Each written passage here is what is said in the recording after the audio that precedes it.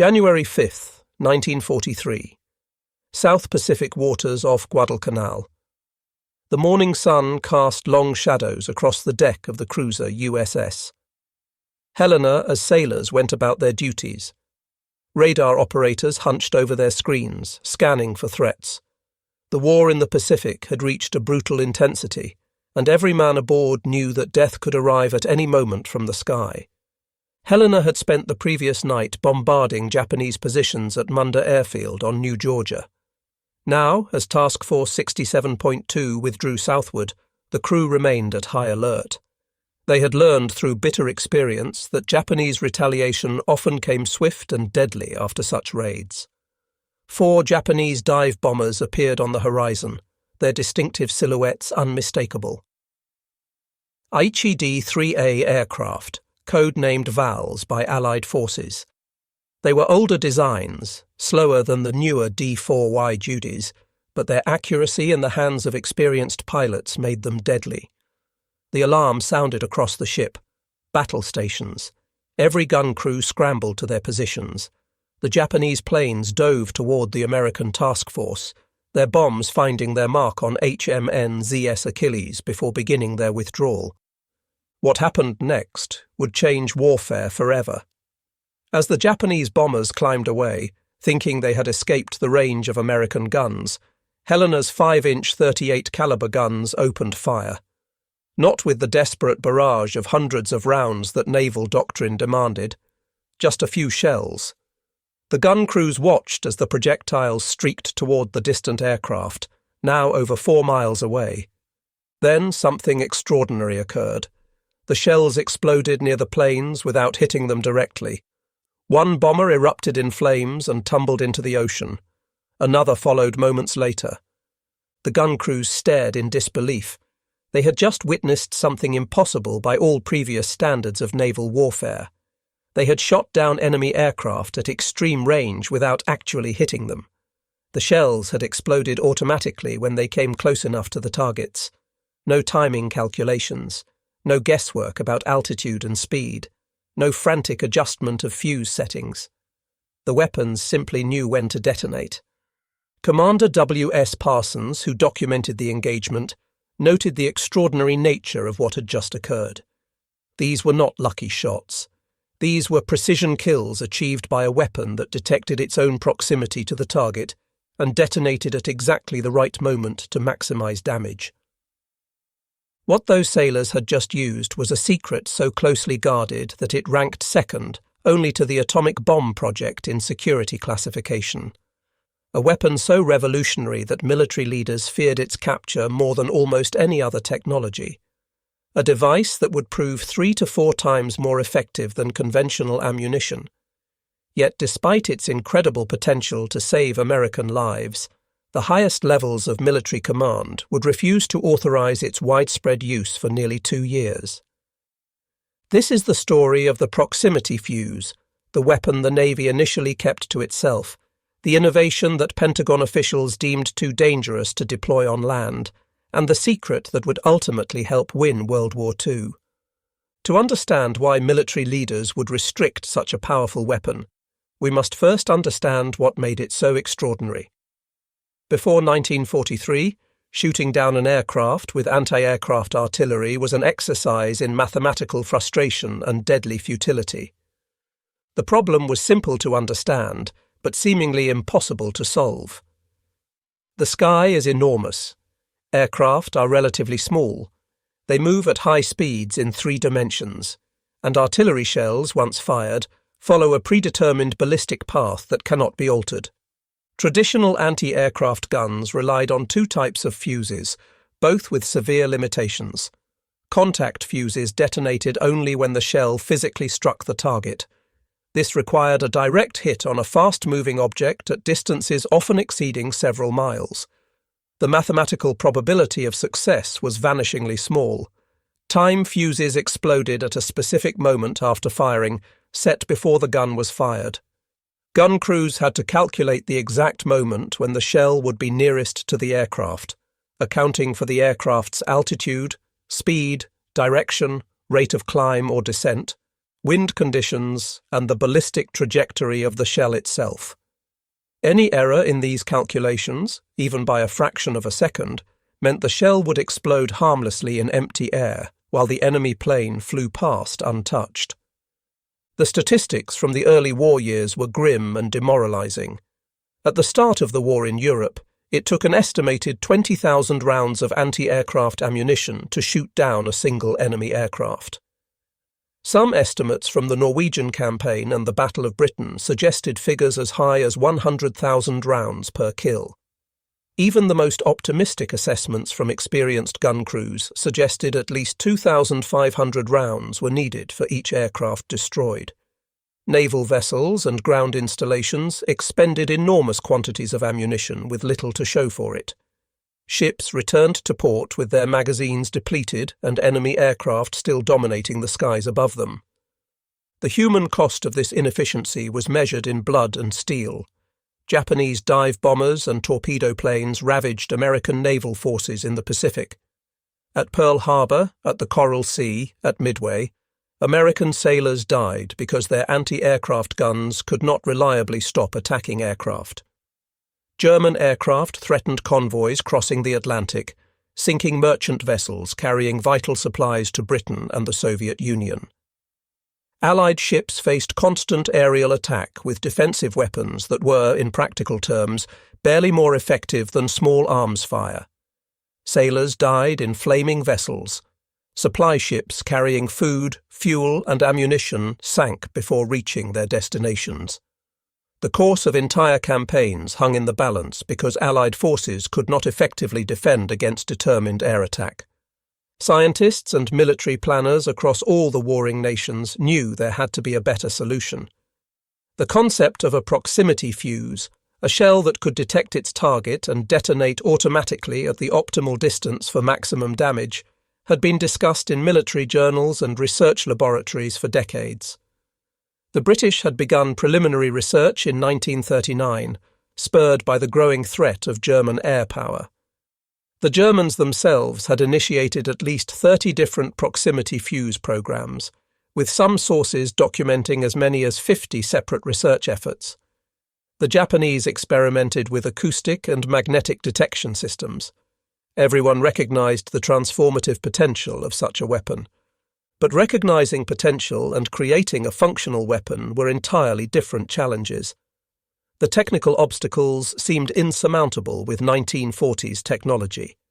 Every major power had attempted to develop proximity fuses with varying degrees of failure. The Germans had been particularly active, initiating between 30 and 50 different proximity fuse research programs by 1940.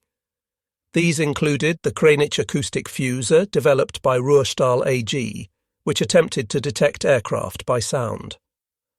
The Fuchs program at AEG Berlin explored radio proximity detection similar to the American approach. The Isegrim project investigated electromagnetic detection. Rheinmetall-Borsig worked on the Kuhglock electrostatic fuse that would detect the electrical field changes caused by approaching aircraft.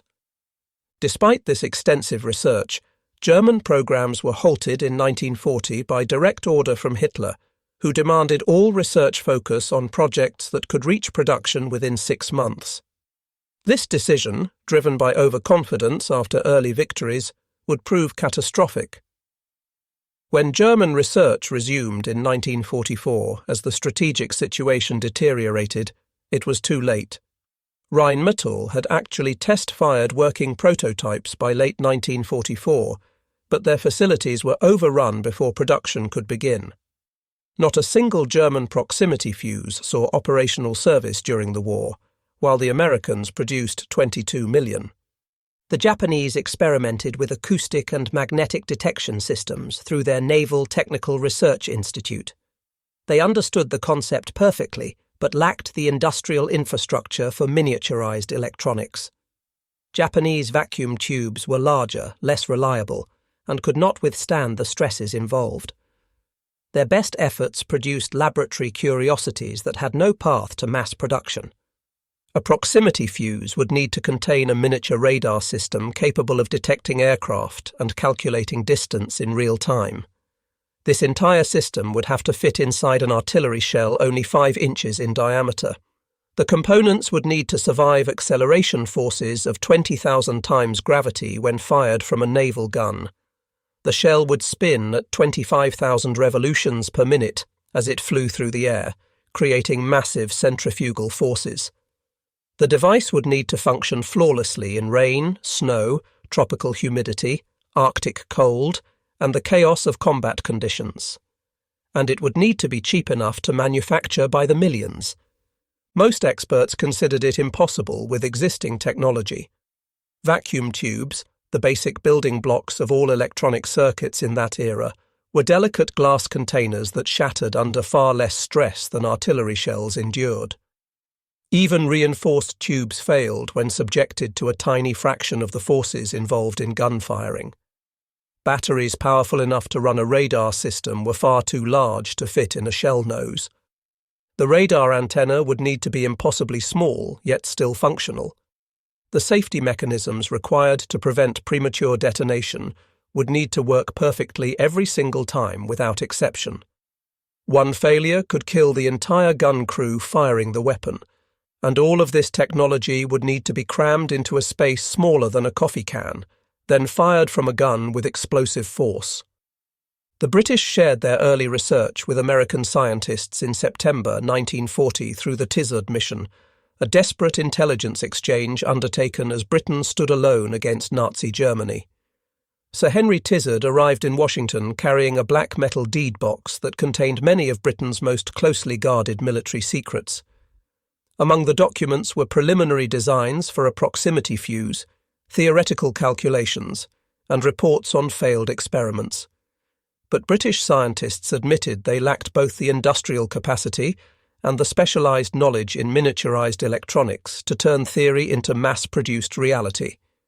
Britain's factories were already stretched beyond capacity producing conventional weapons. The challenge of developing the proximity fuse fell to American researchers. The National Defense Research Committee, which had been formed on June 27, 1940, assigned the project to Dr. Merle Tuve at the Applied Physics Laboratory of Johns Hopkins University. The choice was inspired. Tuve was a physicist who had spent years studying the ionosphere using radio waves, giving him exactly the background needed for this challenge. He assembled a team of physicists, engineers, and inventors from universities and private industry. They worked under conditions of absolute secrecy that rivaled the Manhattan Project itself. The project received security classification second only to the atomic bomb. Workers in the factories often had no idea what they were building. Components were manufactured separately with deliberately misleading names. The fuse was given the intentionally vague code name Variable Time, abbreviated VT, to hide its true nature even from most military personnel who would handle it. Section T, as Tuve's group became known, faced one technical crisis after another. Each problem solved seemed to reveal 2 new challenges. The team initially consisted of just 4 scientists in August 1940, but would eventually grow to nearly 1,000 researchers and support staff. They worked in converted buildings at Johns Hopkins and the Department of Terrestrial Magnetism at the Carnegie Institution. Security was so tight that different teams working on components often had no idea how their work related to other parts of the project. Standard vacuum tubes shattered instantly under the massive acceleration forces of gun firing. Early tests were disasters. In one documented test, engineers fired a standard radio tube from a gun and recovered only glass powder and twisted wire. Even tubes marketed as ruggedized and used in oil drilling equipment failed catastrophically. The acceleration was so violent that glass would flow like liquid, internal elements would telescope into each other, and delicate wire grids would collapse instantly. The breakthrough came through partnership with private industry.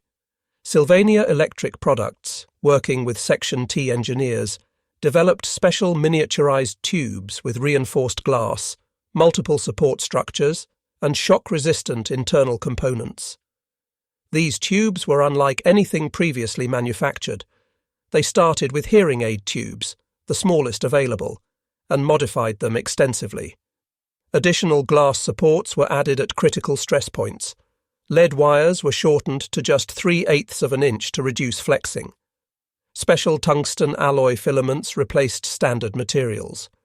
The tubes were filled with special gas mixtures at precise pressures to prevent electrical arcing under stress.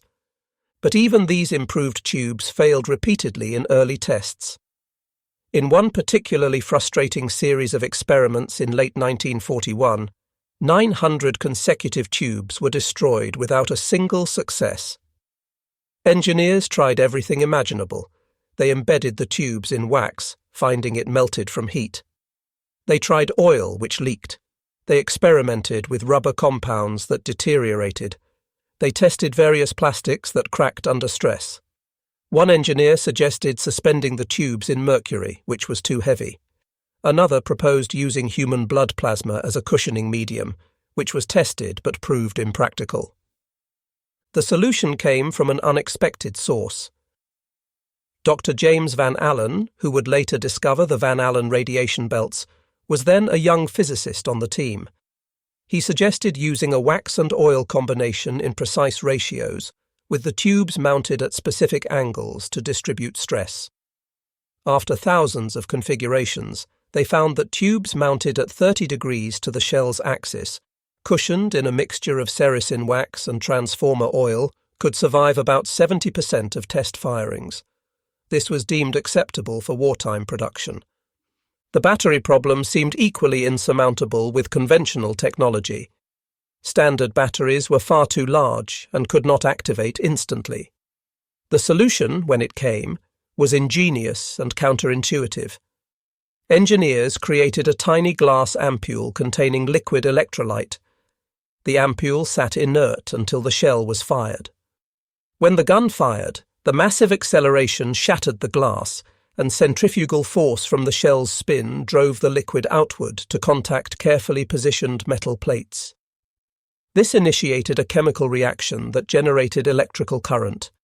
The battery literally activated itself through the very forces that threatened to destroy it. It was elegant engineering, using the problem as its own solution. The radar system required innovations that pushed the boundaries of electronics technology. Traditional radar systems were enormous installations weighing tons. The proximity fuse radar had to fit in a space the size of an ice cream cone. The transmitter and receiver had to share a single tiny antenna no larger than a pencil. The circuitry needed to distinguish between the radio signal it was transmitting and the much weaker reflection bouncing back from the target. Section T engineers developed an ingenious autodyne detector circuit that could sense minute changes in signal strength as the shell approached its target.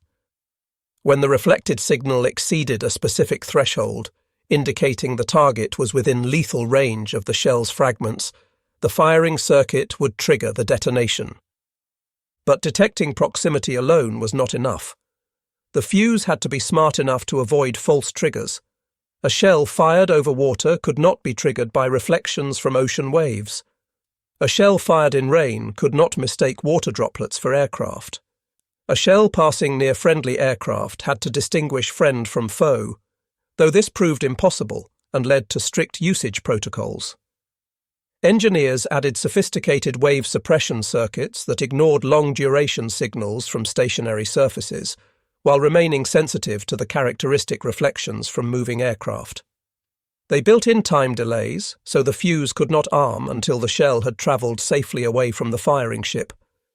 The arming sequence was complex, requiring multiple conditions to be met in precise order. Safety mechanisms had to be redundant and absolutely foolproof. The fuse remained completely inert until fired. The battery contained no active chemicals until the ampule shattered. The arming circuit required both battery activation and a minimum time of flight, typically 700 yards from the gun. The radio transmitter powered up only after the shell had spun up to the correct rotational speed, using a centrifugal switch. Multiple independent systems had to align perfectly before the weapon became dangerous. One failure in any safety circuit meant a dud shell that fell harmlessly into the ocean, protecting both the gun crew and the secrets inside the fuse. The first successful test came on August 12, 1942, when the newly commissioned light cruiser USS Cleveland conducted live fire tests in the Chesapeake Bay during its shakedown cruise. Radio-controlled drone aircraft served as targets. The results exceeded all expectations. Gunners shot down 3 drones with just 4 bursts on the first day.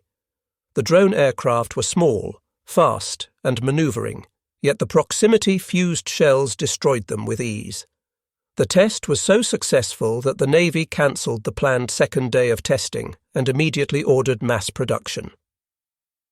By January 1942, after 18 months of intensive work involving thousands of experiments, the team had produced fuses that exceeded 50% reliability in test firings. By peacetime standards, this would have been unacceptable. But with American forces suffering severe losses to enemy air attack, 50% reliability of a revolutionary weapon was deemed acceptable. Production of the Mark 32 VT fuse began in November 1942. The first operational fuses reached Pearl Harbor that same month, traveling under heavy guard in sealed containers. The Pacific Fleet received 4,500 fuses by the end of the year, distributed only to select cruisers and battleships. The Navy's security protocols surrounding the new weapon were extraordinary and unprecedented. VT-fused shells could only be fired over deep water where the depth exceeded 100 fathoms. Any dud that failed to detonate would sink to the ocean floor, taking its secrets beyond enemy reach. Ships received strict orders never to use the fuses where they might fall on land or in shallow water. The penalty for violating these orders was severe, including potential court-martial. Commanding officers had to personally approve each use. The fuses were stored in special magazines under marine guard. The technology was simply too valuable to risk any possibility of capture. In early January 1943, Helena put the new fuses to their first real combat test off Guadalcanal. The results exceeded all expectations.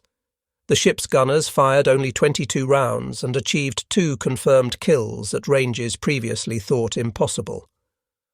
A gunnery report filed after the engagement stated the value of the Mark 32 fused projectile cannot be too highly stressed.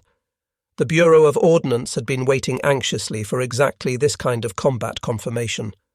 Production ramped up immediately, with contracts expanding from $60 million to over $200 million within months. Throughout 1943, VT fused ammunition proved itself in battle after battle across the Pacific. Ships firing these shells downed enemy aircraft with unprecedented efficiency. During 1943, naval guns fired 36,370 anti-aircraft rounds. Although only 25% used proximity fuses, these shells accounted for 51% of all aircraft destroyed. The mathematics were stunning and undeniable. Time-fused shells required an average of 508 rounds to destroy one aircraft. Proximity-fused shells required only 155 rounds per kill. The new technology was more than 3 times as effective as conventional ammunition. The lethal fragment area comparison told an even more dramatic story. A 5-inch time-fused shell, if it exploded at exactly the right moment and position, could spray lethal fragments across roughly 60 square feet. This required perfect timing and positioning, rarely achieved in combat. A proximity-fused shell created a lethal kill zone of 3,000 square feet, guaranteed to detonate at the optimal distance from the target. The effective target area had become 50 times larger from the perspective of the explosive. An aircraft that would have flown safely past a time-fused explosion now flew directly into a cloud of deadly shrapnel. Night engagements revealed another crucial advantage. Time fuses required accurate range and altitude data to set the detonation time. At night, without visual confirmation, these calculations became even more difficult and unreliable. Radar could track aircraft position but could not always provide the precision needed for time fuse settings. Proximity fuses eliminated this problem entirely. The shell found its own target regardless of visibility conditions. Night kill ratios increased by 370% when ships used VT ammunition. Japanese pilots who had previously used darkness as protection suddenly found themselves just as vulnerable as in daylight. Admiral William Halsey, commanding naval forces in the South Pacific, recognized the strategic implications immediately.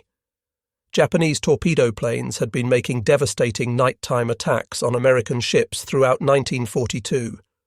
The darkness protected the attackers and limited defensive fire to wild barrages aimed at engine noise. With proximity fuses and radar-controlled gun directors, this advantage evaporated overnight. Ships could engage aircraft effectively in pitch darkness at extended ranges. Japanese aircrew losses mounted dramatically. The tactics that had terrorized the fleet became suicide missions. By late 1943, Japanese naval aviation was suffering unsustainable losses, partly due to the proximity fuse's effectiveness. Yet even as Navy ships reaped these benefits, Army commanders in Europe fought with one hand tied behind their backs. They knew the proximity fuse existed. Intelligence reports and liaison officers had informed them of the Navy's success. They knew it could save their soldiers' lives. General Dwight Eisenhower, Supreme Allied Commander in Europe, had seen the statistics, and they had been refused permission to use it. The Pentagon's logic was based on legitimate security concerns that seemed reasonable at the time. Every artillery shell fired over land carried an inherent risk. Some shells would inevitably malfunction and fail to detonate. Some would fall in contested territory where German forces might recover them. If the Germans captured even one intact fuse and successfully reverse-engineered it, the consequences could be catastrophic. German engineers might develop their own proximity fuses for the anti-aircraft guns defending the Reich. The American and British strategic bombing campaign depended on being able to reach targets deep in Germany. If German flak batteries suddenly became 3 to 4 times more effective, bomber losses would become unsustainable. The air war over Europe would be lost. Intelligence reports suggested German science was fully capable of understanding and replicating the technology if given a working example. German electronics firms like Telefunken and Siemens had sophisticated research facilities. German scientists had already experimented with various proximity fuse designs, though none had reached production. There was also fear of German jamming technology. If enemy scientists figured out the radio frequency used by the fuses, they might develop electronic countermeasures. False signals could trigger premature detonation or prevent the fuses from working at all. The advantage would be neutralized and the secret revealed for nothing.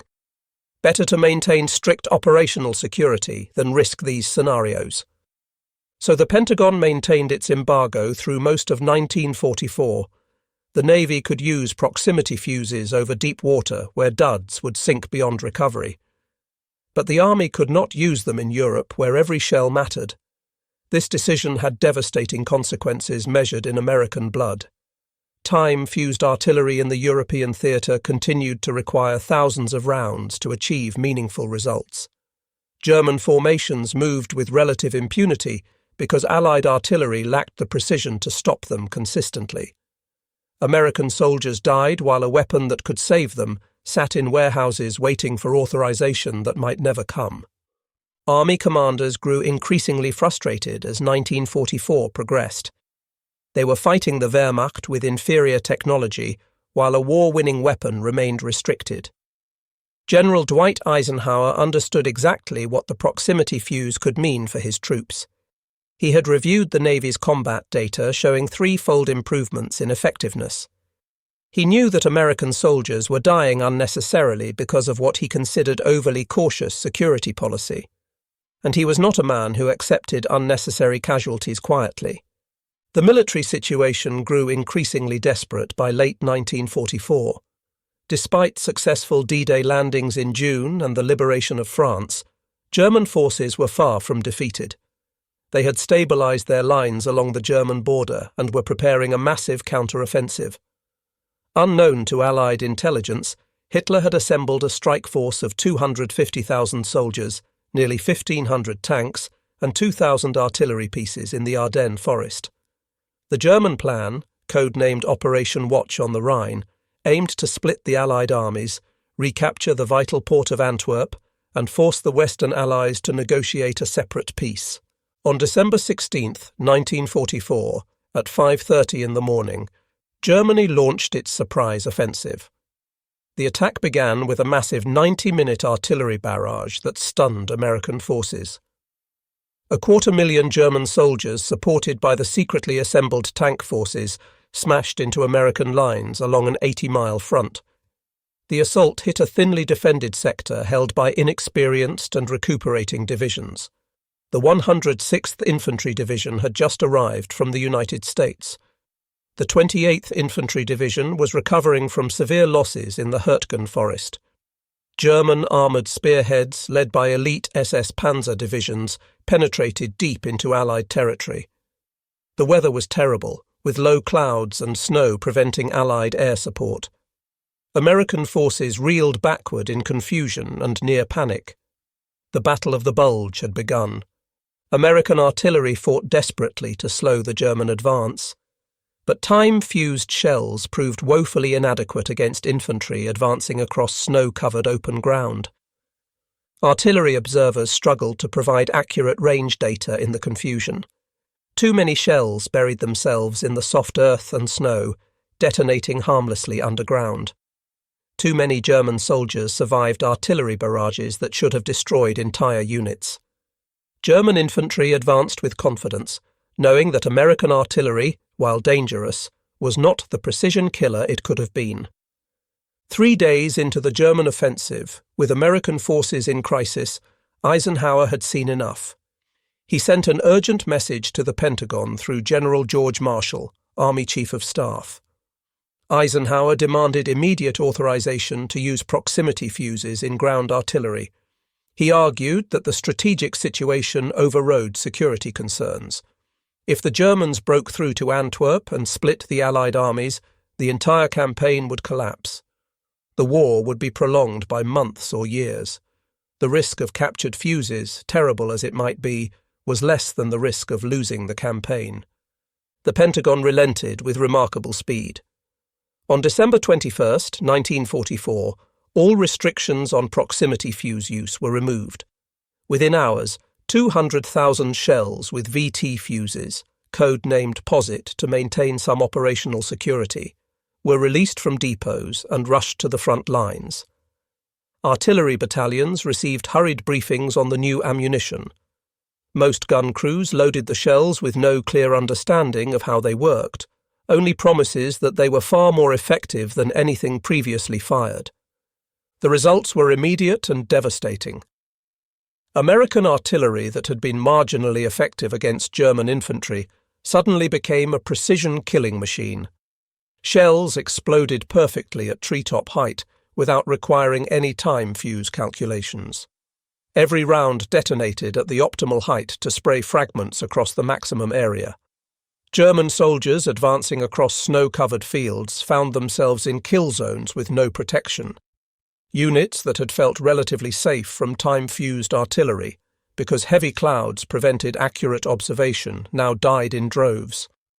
The bad weather that was supposed to protect them made no difference to proximity fuses that needed no external targeting data. General George Patton commanded the Third Army as it drove north to relieve surrounded American forces at Bastogne. His artillery battalions received proximity fused ammunition on December 22nd. The very next day they put it to devastating use. Near Echternach in Luxembourg, a battalion of German infantry attempted to cross the Sauer River to reinforce their offensive. Patton's artillery caught them in the open. The new shells with the funny fuses, as Patton called them in his diary, killed 702 enemy soldiers by actual body count. The German battalion ceased to exist as an effective fighting force. Patton wrote a letter to Major General Levin Campbell Jr., Chief of Army Ordnance, expressing his amazement at the new weapon. "The new shell with the funny fuse is devastating," he wrote. "We caught a German battalion which was trying to get across the Sauer River with a battalion concentration and killed by actual count 702. I think that when all armies get this shell, we will have to devise some new method of warfare. I am glad that you all thought of it first." This was not hyperbole from a man known for dramatic statements. This was sober professional assessment from one of America's most experienced combat commanders. German soldiers captured after proximity fused artillery strikes described the attacks in terms of shock and complete helplessness. One prisoner from the 12th SS Panzer Division stated there was simply no defense against the new American shells. They exploded overhead with no warning, raining fragments straight down. Men in foxholes and trenches, previously protected from artillery that exploded on the ground, now died as steel fragments came from above. German commanders had no tactical response. They could not adapt to a weapon that eliminated the traditional defensive positions that had protected infantry since World War I. The 8th Infantry Division caught a German patrol in the Hurtgen Forest using a time-on-target barrage with proximity-fused shells. All 96 Germans were found dead, the patrol completely annihilated without a single survivor. Such devastating results multiplied across the front as American artillery battalions learned to employ the new ammunition effectively. German offensive momentum ground to a halt by December 25th. The counter-offensive that was supposed to split the Allied armies and win breathing space for Germany instead became a catastrophic defeat that destroyed the last German strategic reserves. Allied anti-aircraft batteries also benefited dramatically from the lifted restrictions. German aircraft making desperate close support attacks suddenly faced the same lethal technology that had ravaged Japanese air power in the Pacific. 417 German planes fell to proximity-fused anti-aircraft fire during the Battle of the Bulge period. The Luftwaffe's last major offensive effort collapsed under losses it could not sustain. Air superiority, always tenuous for Germany by late 1944, became completely unattainable. The port of Antwerp demonstrated another critical application of proximity-fuse technology. The Belgian port was absolutely essential for Allied logistics, handling more supplies than all other ports combined. Its capture intact in September 1944 had been a major strategic victory. But the Germans responded with concentrated V-1 flying bomb attacks beginning in October. These primitive cruise missiles, essentially pilotless aircraft powered by pulse jet engines, flew at nearly 400 miles per hour at altitudes between 2,000 and 3,000 feet. Their speed and low altitude made interception extremely difficult with conventional anti-aircraft weapons. When proximity fuses became available for the anti-aircraft batteries defending Antwerp, the equation changed overnight. Modified fuses designed specifically for low altitude, high-speed targets turned the defences into a nearly impenetrable barrier. In one 24-hour period, 48 of the first 75 V-1s approaching Antwerp were destroyed by proximity-fused anti-aircraft fire. The success rate climbed to nearly 80% as gun crews gained experience with the new ammunition. The vital supply port remained operational throughout the winter of 1944, enabling Allied forces to maintain their advance into Germany. Without proximity fuses, Antwerp would likely have been rendered unusable, potentially stalling the Allied offensive for months. The British capital also benefited enormously from American proximity fuse technology. London had suffered terribly under V-1 attacks beginning in June 1944. The flying bombs caused extensive damage and civilian casualties, threatening to break civilian morale. British anti-aircraft defences initially struggled to intercept them effectively, destroying less than 20%. American proximity fuses, rushed to Britain and integrated into British anti-aircraft guns, transformed the defensive capability almost overnight. By the end of August 1944, anti-aircraft batteries equipped with proximity fuses were destroying 79% of all incoming V-1s. During 1 week in August, guns using proximity fuses destroyed 82% of V-1s targeted. London was saved from a weapon that might have forced consideration of evacuation plans. In the Pacific theatre, The proximity fuze's importance grew even greater as Japanese tactics evolved into organized kamikaze attacks. By October 1944, Japan had lost most of its experienced pilots at the Battle of the Philippine Sea and other engagements. The Marianas Turkey shoot in June had cost Japan over 600 aircraft and most of their remaining trained aviators. Conventional attacks by poorly trained replacement pilots stood little chance against American fighter cover and ship defenses, with loss rates exceeding 80%. Vice Admiral Takejiro Onishi, commander of the 1st Air Fleet in the Philippines, formally organized the Special Attack Units, known as kamikaze, on October 19, 1944. The first unit, the Shimpu Special Attack Corps, consisted of 24 volunteer pilots flying bomb-laden Zero fighters. Onishi told the pilots they were already gods without earthly desires. Their mission was not to return. These units used aircraft as guided missiles piloted by men who accepted death as the starting point of their mission. The first organized kamikaze attack occurred on October 25th during the Battle of Leyte Gulf. Lieutenant Yukio Seki led 5 Zero fighters against American escort carriers off Samar. One kamikaze crashed into the escort carrier USS St. Lo, detonating in the hangar deck among fueled aircraft. The ship exploded and sank within 30 minutes with the loss of 143 crew members. Other kamikazes damaged the carriers Santee, Suwannee, Kitkun Bay and Kalinin Bay. The psychological impact on American sailors was profound and immediate. This was not warfare as they understood it. Naval commanders immediately recognized that proximity fuses would be critical against this new threat. Emergency orders went out to equip every ship possible with VT ammunition. Production priorities shifted. Ships heading to the Pacific received priority allocation of proximity fused shells. Gun crews received special training on engaging kamikaze aircraft, emphasizing sustained fire at maximum range using proximity fuses to create a wall of exploding shells. The kamikaze threat was both terrifying and initially effective. Pilots who accepted death at the outset could not be deterred by defensive fire. They would fly through flak-and fighters, absorbing damage that would force conventional attackers to turn away. They required only enough control to reach their target in the final seconds.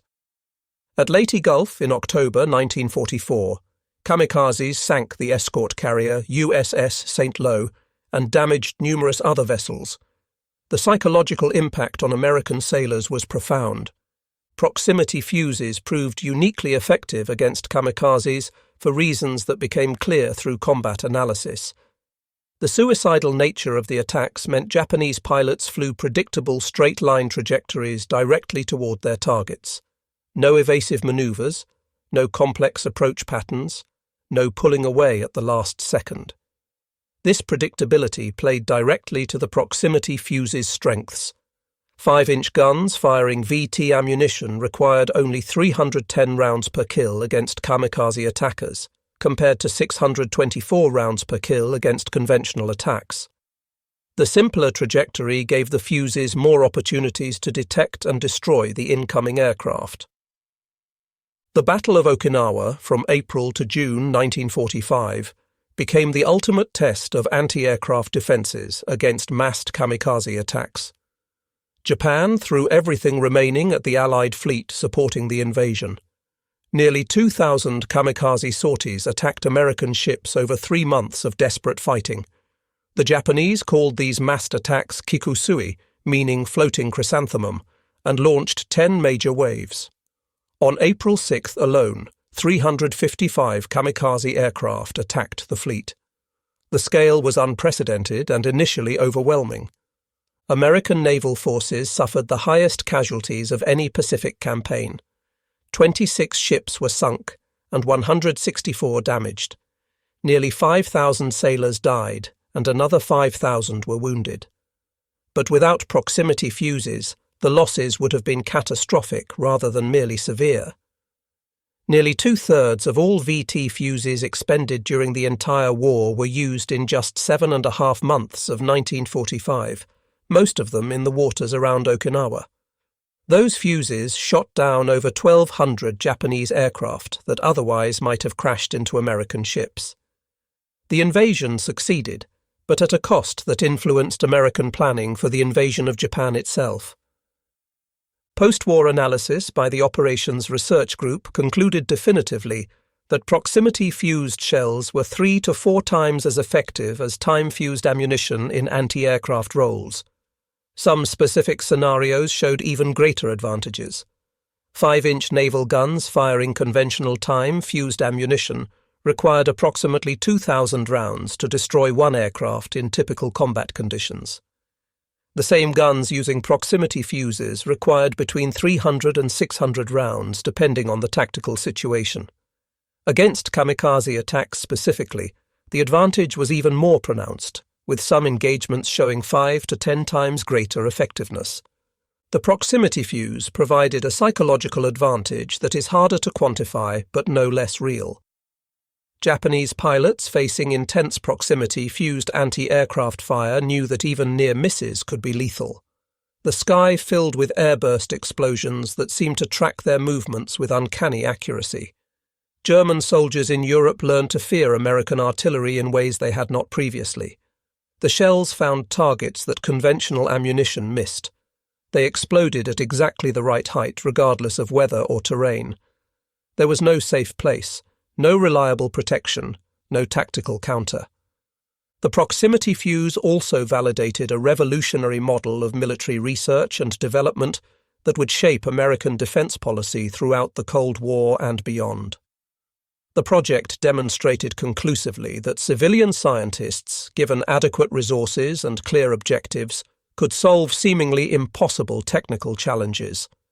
The collaboration between academic researchers at Johns Hopkins, industrial manufacturers like Crossley and Sylvania, and military planners had produced a war-winning weapon in under 3 years from initial concept to mass production. The industrial achievement was as impressive as the technical innovation. The proximity fuse program represents one of the greatest production miracles of World War II, comparable to the B-29 bomber or Liberty ship programs.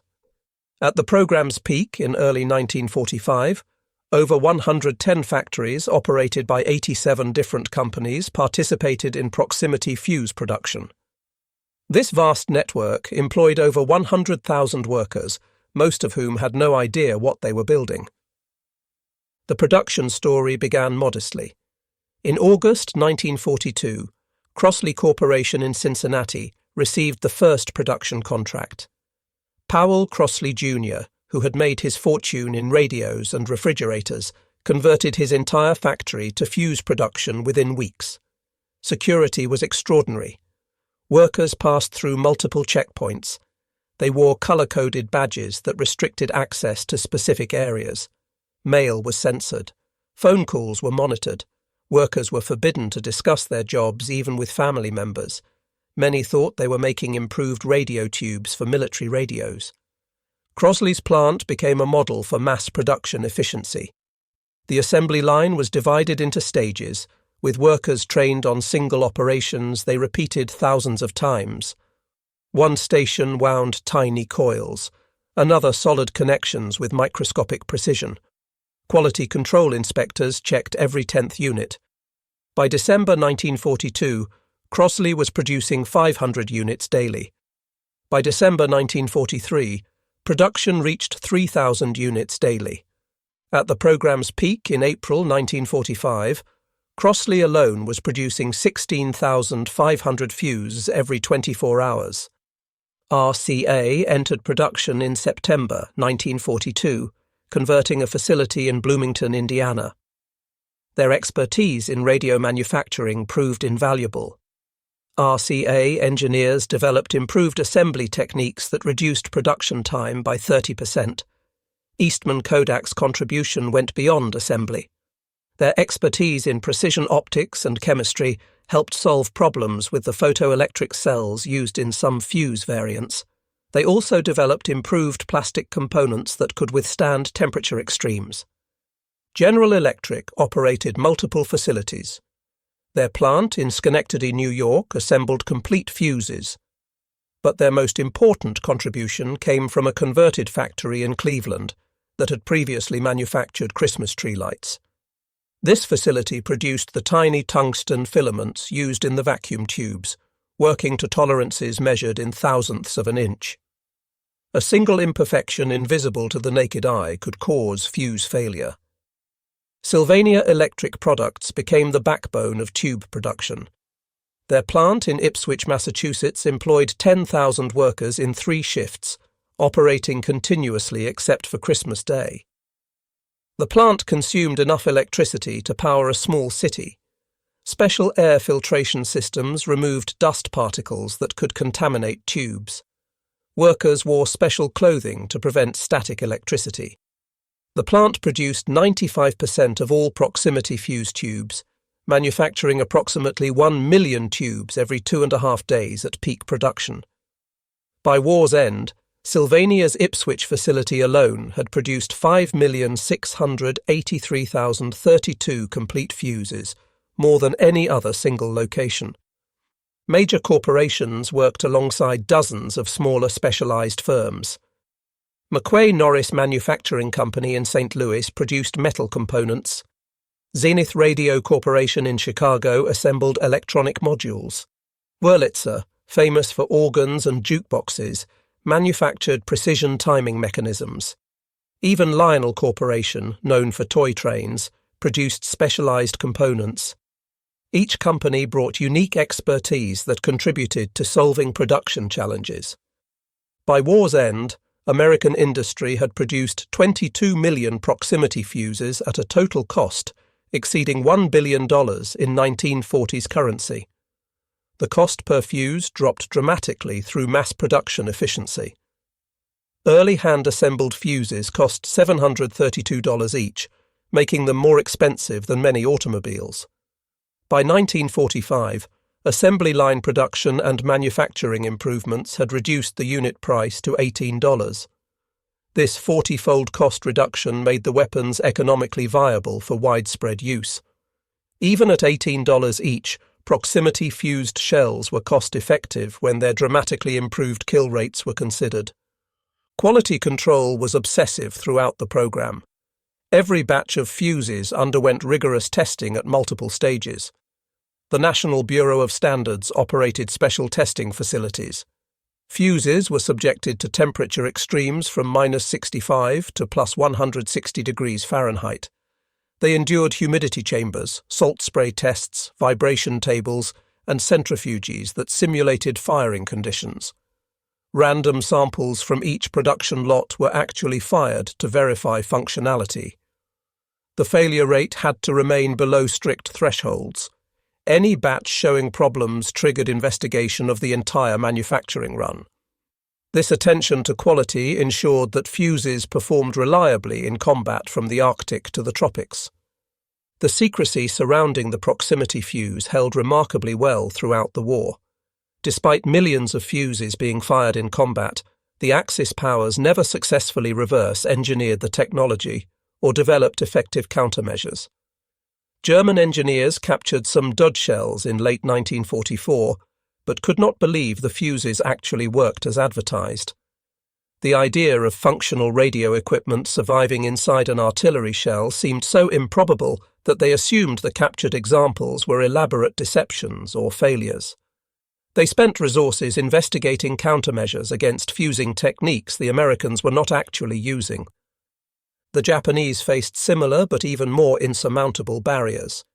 They captured several dud proximity-fused shells during Pacific campaigns, particularly from naval bombardments that fell on land despite regulations. Japanese researchers understood the basic principle, but their electronics industry lacked the capability to replicate the extreme miniaturization required. The gap between American and Japanese industrial capabilities had grown so wide by 1943 that even with working examples, Japanese industry could not produce equivalent weapons in meaningful quantities before the war ended. Secretary of the Navy James Forrestal, reflecting on the proximity fuse's contribution to victory, stated it helped blaze the trail to Japan. General Eisenhower, writing in his memoirs, stated that if the Germans had perfected and used proximity fuses 6 months earlier than we did, the invasion of Europe would have proven exceedingly difficult, perhaps impossible. These were not casual observations. These were strategic assessments from the highest levels of military command, men who understood the narrow margins that separated victory from defeat.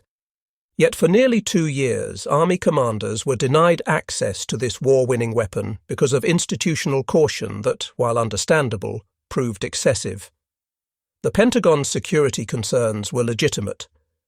The risk of German reverse engineering was real. But the decision to maintain the embargo while American soldiers died with inferior weapons represented a failure of strategic judgment. It prioritized theoretical future threats over immediate present casualties. Only when the military situation became desperate enough during the Battle of the Bulge did leadership approve what should have been authorized months earlier. The proximity fuse represented more than just a weapons advancement. It marked a fundamental shift in how military technology could be developed and deployed. It proved that electronics and automation could enhance conventional weapons to extraordinary effect. It demonstrated that small technological advantages, properly exploited, could determine the outcome of entire campaigns. Most importantly, it showed that innovation required not just brilliant science, but massive industrial implementation and the institutional courage to deploy new capabilities despite risks. The sailors aboard Helena who fired those first combat shots in January 1943 could not have known they were inaugurating a new era in warfare. They simply knew their shells were hitting targets that should have been impossible to engage. But the officers who commanded those forces, the generals who deployed them, the admirals who organized naval task forces around their capabilities, they understood that something fundamental had changed. Warfare had entered a new phase where technological sophistication mattered as much as courage and numbers. In under 3 years, American researchers and manufacturers created a weapon that changed warfare, produced it by the millions, deployed it across 2 theaters of operation, and used it to help win the largest conflict in human history. The weapon the Navy initially kept to itself became the weapon that helped save the Allied cause when it mattered most. The innovation Pentagon leaders feared to deploy became essential to victory. That progression from impossible to essential stands as testament to what human ingenuity can achieve when the stakes are survival itself. The proximity fuse reminds us that transformative military advantages often require overcoming not just technical obstacles, but institutional resistance and bureaucratic caution. Innovation delayed costs lives. But when finally unleashed, revolutionary technology can change the course of history itself. The legacy of the proximity fuse extends far beyond World War II. Every modern anti-aircraft missile uses proximity fusing as standard equipment. The Patriot missiles that defended against Scud attacks in the Gulf War used proximity fuses, descended directly from the Mark 32. Naval close-in weapons systems like Phalanx that protect ships from missile attack employ proximity fusing.